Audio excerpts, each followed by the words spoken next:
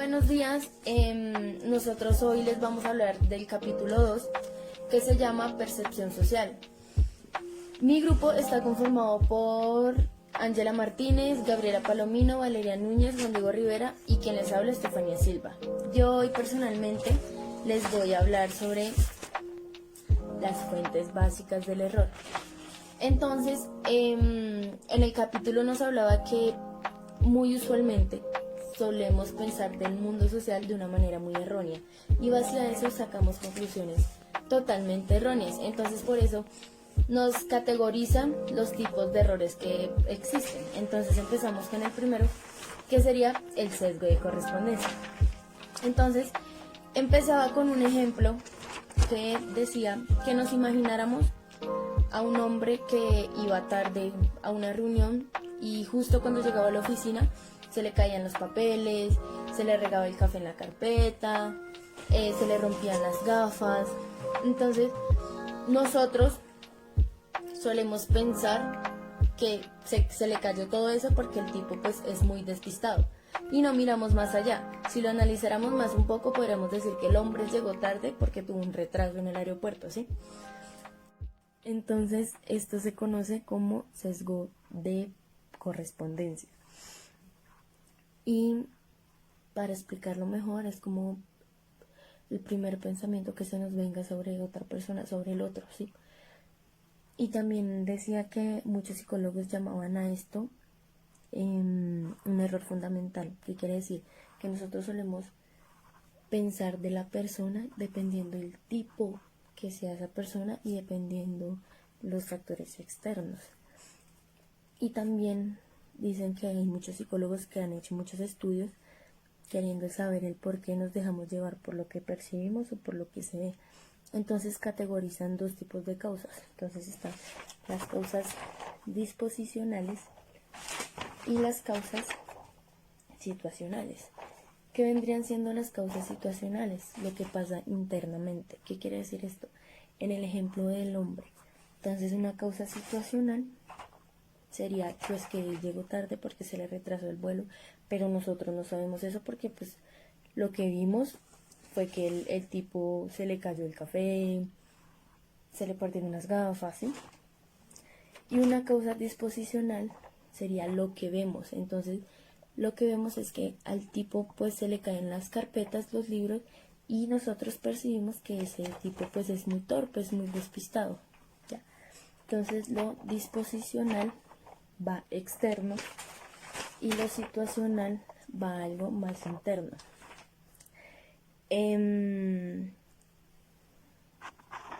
Entonces aquí en la lectura nos hacían una pregunta que decía que si la parte disposicional, las causas disposicionales se veían muy reflejadas en la cultura. Y hicieron un estudio entre la cultura estadounidense y la cultura china. Entonces la cultura estadounidense es muy individualista, la cultura china es muy comunitaria. Entonces llegaron a la conclusión que al ser una cultura individualista se presentan más las causas situacionales. ¿Qué quiere decir esto? Que se dejan llevar más por lo que percibe. Mientras que cuando están en comunidad, como es la China, la parte oriental, no se ve tan reflejado este tipo de causa. También nos habla de un segundo tipo de error que se conoce como efecto actor-observador. ¿Qué sería el efecto actor-observador? Entonces ahí nos da un ejemplo de que cuando una persona se cae, nosotros pensamos que la persona es muy torpe o es muy despistada, entonces eso se conoce como una causa disposicional. Pero cuando nosotros nos caemos, nosotros lo vemos como una causa situacional. ¿Por qué como una causa situacional? Porque nos caímos, porque había una piedra en el camino, pero más no porque nosotros seamos despistados o torpes. Entonces, ¿por qué ocurre este efecto? Porque cuando nos pasa a nosotros mismos, nosotros estamos más conscientes de los factores externos que están en nuestro entorno, ¿sí? Pero cuando le pasa a alguien más, somos menos conscientes de lo que le puede pasar a esa persona, entonces nos dejamos llevar por el primer pensamiento, que sería una causa disposicional.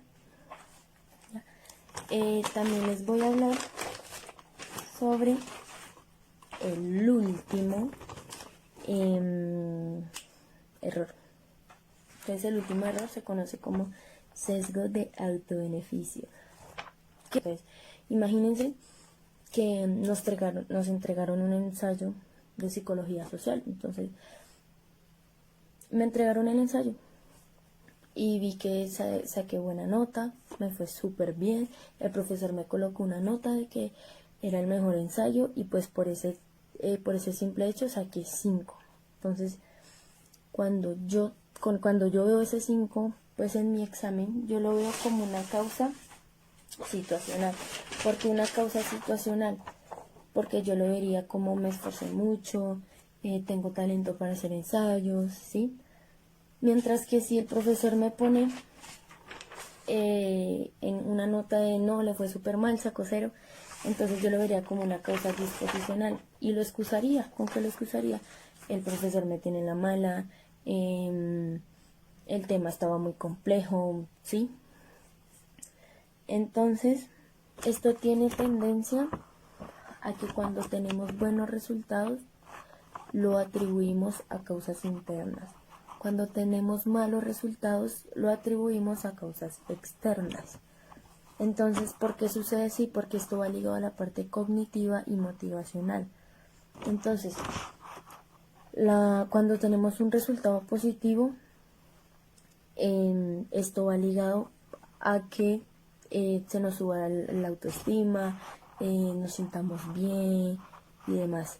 Pero cuando sacamos un resultado negativo, lo que hacemos es ponerlo en una parte muy externa, entonces culpamos de cierta manera a los demás. También nos mencionaban un estudio que hicieron en grupos. Entonces, cuando se trabaja en grupo y sacan un buen resultado, una de las personas, sí, el individuo, suele decir que les fue bien por ellos porque esa persona es muy inteligente y demás. Pero cuando les va mal, suelen culpar al resto de los integrantes del grupo. Entonces ahí se ve muy evidenciado el sesgo de correspondencia, ¿sí? ¿Qué es para resumirles, el sesgo de correspondencia? Pues sería coloquialmente lo primero que se nos viene a la cabeza. Entonces esa persona es así, esa persona es así y no miramos más allá. ¿Qué es mirar más allá? Serían las causas situacionales. Entonces sería lo que va internamente. Y las causas disposicionales es más lo que va externo, lo que podemos observar. Y ya. Bueno, uno de los apartados de este capítulo nos hablaba sobre aplicaciones de la teoría de las atribuciones.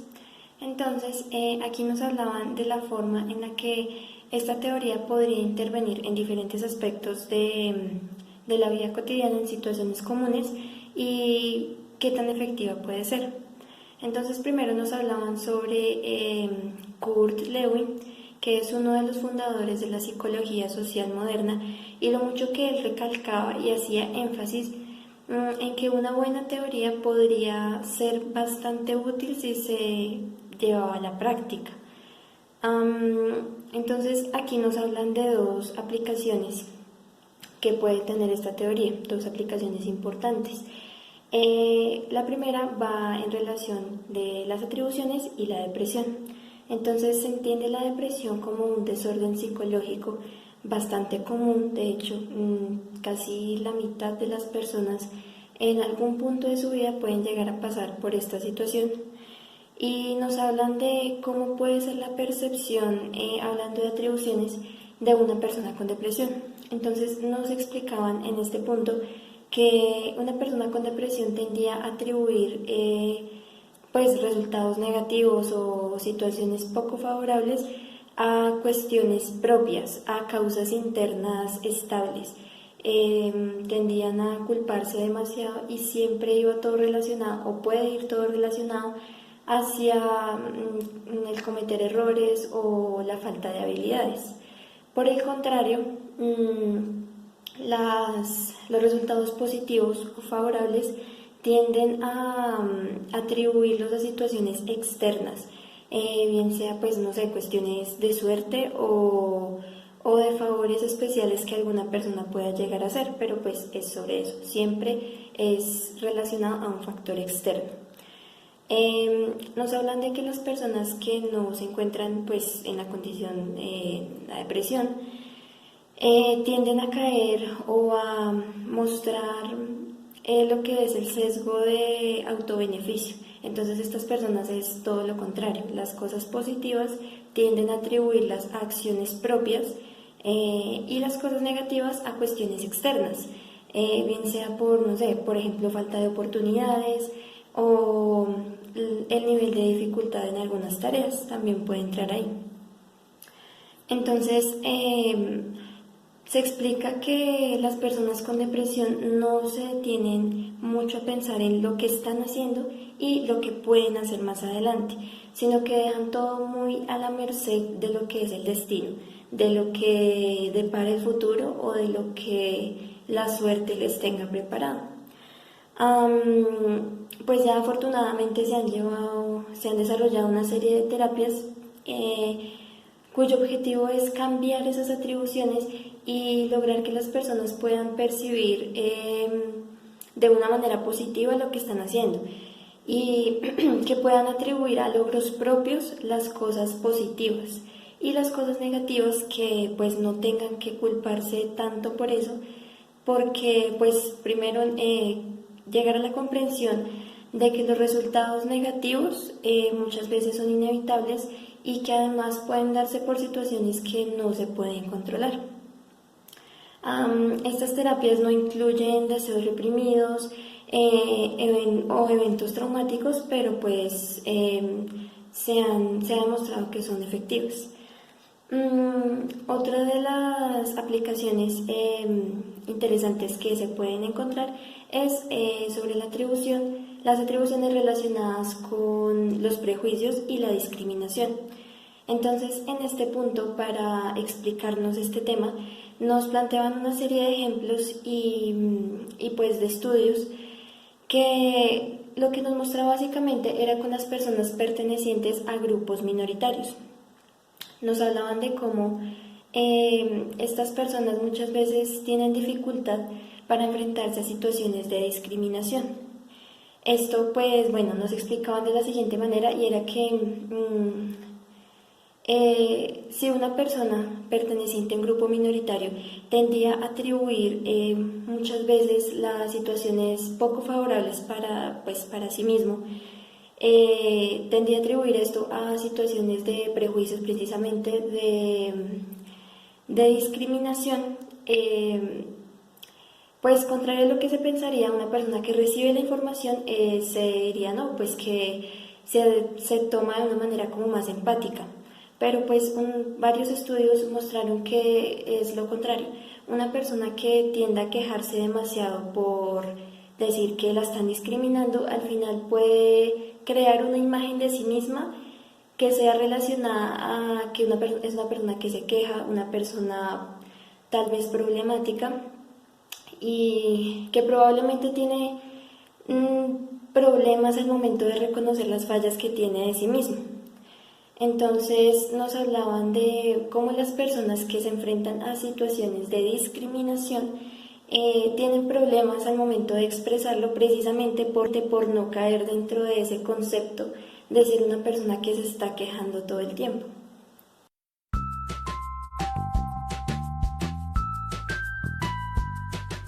La formación de impresiones es el proceso mediante el cual nos hacemos impresiones de los otros. Entonces fue Solomon Asch el pionero en esta teoría, diciendo que solo con ver a una persona podíamos intuir cómo era y podíamos sacar ciertos rasgos que estaban en ella. Entonces, para ponerlo a modo de ejemplo, supongamos que ustedes conocen a alguien. Solo con verlos ustedes pueden ver si esa persona es egocéntrica, si es una persona amable, si es amigable. Esto va a influir a que a futuro ustedes tengan una buena relación con esa persona, decidan desarrollarla o si mejor van a decidir ser más alejados de ese alguien. Entonces, esta teoría en su momento se vio bastante influida por la Gestalt, que a grosso modo lo que dice es que el todo no es más que la suma de sus partes. Entonces, a ponerlo a modo de ejemplo, supongamos que ustedes ven una pintura, ¿sí? La pintura, cuando ustedes la ven, no ven simplemente las manchas, no ven amarillo, no ven solo azul, no ven solo blanco, o no ven solo figuras. Ustedes ven la interpretación de lo que es todo, ven un paisaje, ven una ciudad, o más allá pueden ver lo que es el artista, o pueden entender qué es la pintura. Asimismo, Solomon Asch adoptó la teoría de la Gestalt al proceso de formación de impresiones, diciendo que nosotros no vemos solo rasgos centrales en una persona, sino que estos rasgos van en conjunto con otros. Es decir, supongamos que, volviendo al ejemplo, ustedes conocen a alguien y ese alguien es egocéntrico. Ustedes no ven solo que sea egocéntrico, ven más rasgos como del contexto, es decir, que la persona haya levantado la ceja, que se haya movido de determinada forma, que los haya mirado o no, que les haya puesto atención, que haya sido amigable, que la forma en que se haya expresado. Todos estos factores en conjunto es lo que hacen que se formen una impresión de esa persona. Posterior a esto, Solomon Asch realizó una serie de experimentos, entre ellos uno que consistía en dos grupos de personas. A cada grupo le daba una descripción de una persona a la que se le atribuían unos rasgos. Entonces, en el primer grupo los rasgos eran inteligente, hábil, diligente, afectuoso, decidido, práctico y cauteloso. En el segundo grupo daban los mismos rasgos, sino que había una variación. La variación era que ya no era afectuoso, sino frío.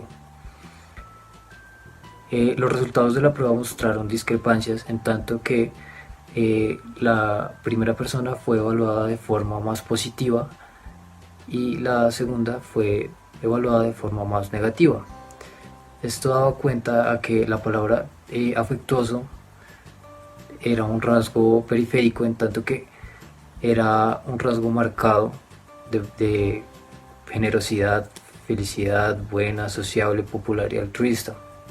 El segundo grupo marcaron a la persona como una persona más alejada, como más sin sensibilidad. Sin embargo, una de las principales conclusiones a las que pudo llegar con este experimento fue que, aunque existen rasgos que son centrales y rasgos periféricos, estos no son de naturaleza fija. Es decir, un rasgo central puede pasar a ser periférico, así como un periférico puede pasar a ser un rasgo central. Es decir, poniéndonos en un ejemplo, supongamos que estoy en la universidad y estoy en las canchas y me encuentro una persona de la clase con la que no he tratado mucho, pero decido por alguna razón contarle algo personal. Supongamos que le cuento que, no sé, terminé con mi novia.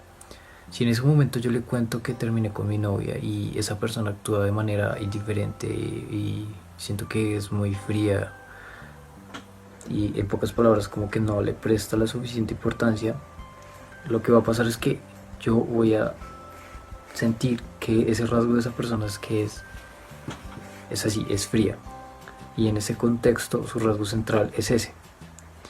Ahora, en otro contexto, supongamos que estoy en el salón y estamos haciendo una actividad grupal, lo que voy a necesitar es que la persona sea, no sé, inteligente, que sea capaz de solucionar problemas, que sea capaz de trabajar en grupo. Estos rasgos y características son los que van a ser centrales. Sin embargo, el rasgo anterior, que era ser capaz de ser empático, ya no va a ser un rasgo central, es decir, va a pasar a ser periférico.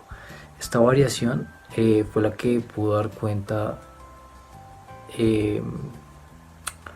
Asch en sus experimentos. En palabras de él, tan pronto como se comprende que dos o más rasgos pertenecen a una persona, ellos dejan de ser existentes como rasgos aislados y entran de inmediato en interacción. Es decir, cada sujeto tiene rasgos centrales y periféricos. Sin embargo, estos no siempre van a ser estables, es decir, cambian. Buenos días, mi nombre es Gabriela Alejandra Palomino Castro y les voy a hablar sobre una sección de la lectura llamada 30 años de progreso de la álgebra cognitiva del procesamiento motivado. Bueno, esta parte de la lectura nos habla de los estudios realizados a partir de los años 70, en el cual se mencionan dos posibilidades al formar impresiones. Dichas posibilidades son que nos formamos impresiones unificadas de otros sumando piezas distintas de información o promediando de alguna manera por la información disponible. Para comparar estas dos posibilidades se realizó una investigación en la cual los participantes debían identificar su nivel de agrado ante un completo extraño o por un completo extraño. Dicho extraño fue descrito en términos de dos rasgos altamente favorables, que era, por ejemplo, confiable y razonable, y dos rasgos altamente favorables y dos rasgos moderadamente favorables. Por ejemplo, confiable, razonable, aplicado y persuasivo. Para esto los investigadores tenían dos hipótesis. Si la gente combinaba la información a través de la suma, iban a preferir más a la segunda persona que a la primera, ya que pues la segunda persona pues tiene un mayor número de características positivas. Y la segunda hipótesis era que si combinaban la información promediando, les iba a agradar más la primera persona, ya que para ellos el promedio de dos rasgos altamente favorables es mayor al promedio de dos rasgos altamente favorables más los dos rasgos moderadamente favorables. Bueno, los resultados de esto generalmente pues apoyaron la última hipótesis. Ahora pues les voy a hablar sobre una investigación más moderna que abarca la siguiente pregunta. ¿En qué tipo de información se centra la gente exactamente cuando conoce a otros? Bueno, esto lo explica una investigación realizada por De Bruyn y Van Lange en el año 2000. Para esto prepararon un juego de motivos mixto. En este juego existe una presión tanto para cooperar como para competir con el otro. Los participantes debían jugar con un extraño. Estos participantes recibieron información del oponente. La primera información que recibieron fue sobre los rasgos y los valores del oponente. En unos casos era positivo, por ejemplo, una persona colaboradora, y en el otro caso era negativo, una persona desconsiderada y nada colaboradora. Luego recibieron una segunda información que fue sobre las competencias de los oponentes. En este caso también, de igual manera, fue negativo y positivo. Positivo, una persona competente, negativo, una persona incompetente en varias situaciones. Bueno, para determinar qué tipo de información era de mayor interés para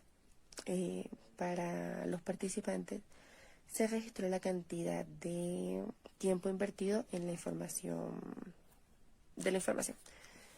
Bueno, los resultados de este estudio fue que las personas mostraron más interés en los valores que en las competencias. También se mostró que las personas centraron su interés y les pareció como que más llamativo, más interesante la información de naturaleza negativa que de la positiva. Y además, pues, al ver que sus oponentes no eran buenas personas, decidieron, o bueno, ya iban perdiendo el interés al saber más cosas sobre ella, sobre las competencias o sobre cualquier otra información sobre esta. Otra sección de la lectura se llama Otros aspectos de la formación de impresiones, la naturaleza de las primeras impresiones y nuestros motivos para formarlas. Bueno, en esta sección nos hablan sobre los importantes aportes que ha realizado la perspectiva cognitiva sobre la naturaleza de las primeras impresiones. Por ejemplo, ahora muchos de los psicólogos sociales coinciden en que las impresiones en otros conllevan dos componentes principales, los cuales son las impresiones y las abstracciones. Las impresiones pues hacen referencia a los ejemplos precisos de conductas que realiza una persona. Y las abstracciones pues ya hacen referencia a las síntesis mentales que son extraídas de observaciones de las conductas repetitivas de otros.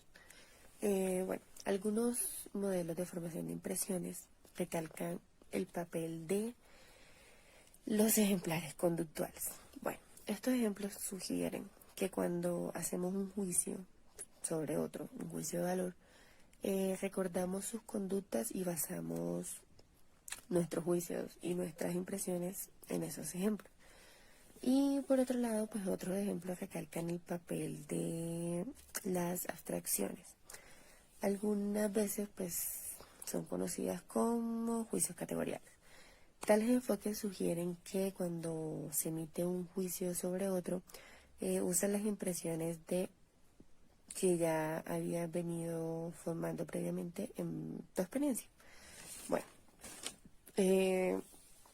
por otro lado, pues la perspectiva cognitiva también ha proporcionado pues nuevas explicaciones sobre la influencia de nuestros motivos al momento de elaborar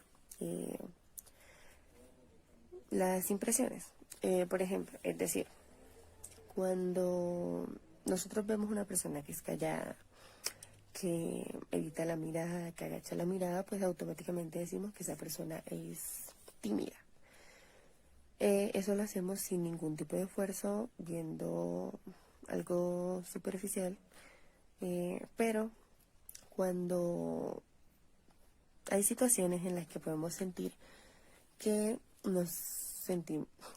hay situaciones en las que nos sentimos inferiores frente a otras personas. En ese tipo de situaciones, pues si hacemos un mayor esfuerzo para describir a la otra persona, ya esto no se queda solamente en conceptos básicos que ya sabemos, en algo superficial, sino que va más allá.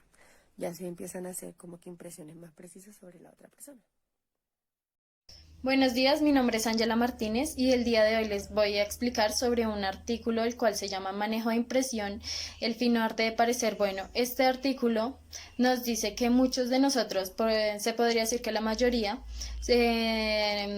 tratamos siempre de causar una buena impresión en el primer contacto que tenemos con una o un grupo de personas. Y hacemos una serie de esfuerzos para lograrlo como de lugar. Entonces, los psicólogos sociales tienen dos términos para describir estos esfuerzos que realizamos. Uno es manejo de impresión y el otro es autopresentación. Hay una serie de investigaciones que sugiere que son importantes las tácticas de manejo de impresión y su éxito relativo.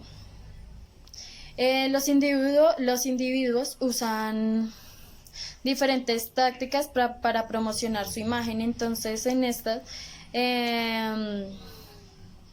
se obtienen notables resultados siempre y cuando las tácticas sean utilizadas positivamente y sus resultados sean igual. Bueno, ¿cuáles tácticas funcionan mejor?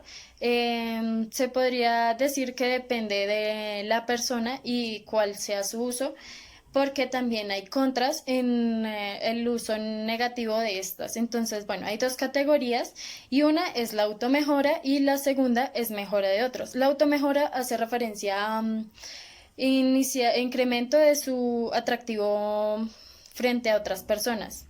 Es decir, mejorar mi apariencia física en cuanto a aseo personal, forma de vestir, cosas que podría usar para llamar la atención de mi objetivo.